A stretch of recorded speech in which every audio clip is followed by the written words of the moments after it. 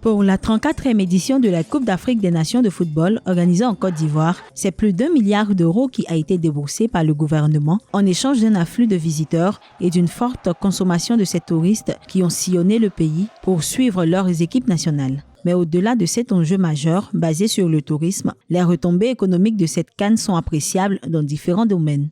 Au cours de cette compétition, nous avons eu 2 forums économiques. Un forum économique à Korogo, un forum économique à Bouaké. Forum économique de Bouaké qui a eu déjà plus de 200 milliards d'intentions d'investissement.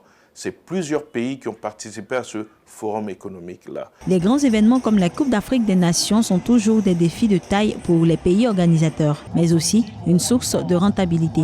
Les autorités ivoiriennes et le comité d'organisation ont axé le leur sur la visibilité accrue pour Abidjan, mais aussi la stabilité du pays.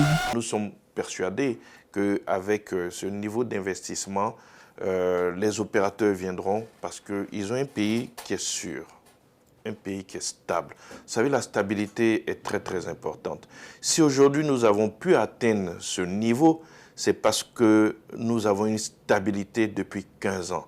Nous avons un même régime, ça rassure les investisseurs qui savent qu'ils peuvent se projeter. Le développement du pays hôte de la CAN prend désormais une nouvelle tournure après l'exploit de cette organisation. Pour pérenniser cette dynamique, le gouvernement de Côte d'Ivoire entend poursuivre les actions de développement amorcées plus tôt, tout en maintenant le niveau d'investissement.